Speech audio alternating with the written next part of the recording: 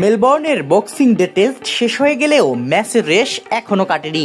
দুটি কারণে এই টেস্ট নিয়ে আলোচনা যেন থামছেই না। প্রথমত, জয়সওয়ালকে নিয়ে বাংলাদেশি আম্পায়ার শরফুদ্দৌলা সৈকতের আউটের সিদ্ধান্ত, আর দ্বিতীয়ত ট্রাভিস হেডের অদ্ভুত এক উদযাপন।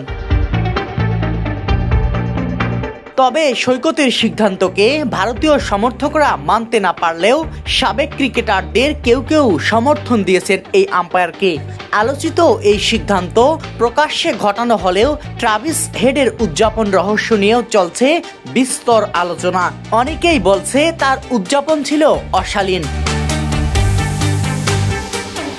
ঋষভ পান্থকে আউট করে দুই হাতের আঙ্গুল দিয়ে বিস্ময়কর এই উদযাপন করেন হেড। ভারতীয় ক্রিকেট ভক্তদের দাবি, ভারতের উদ্দেশ্যে খারাপ অঙ্গভঙ্গি করেছেন হেড। কেউ কেউ তো হেডের এই উদযাপনকে অশ্লীল ইঙ্গিত বলেও দাবি করছেন। তবে ম্যাচের পর এমন উদযাপনের আসল তথ্য প্রকাশ্যে এনেছেন হেড নিজেই।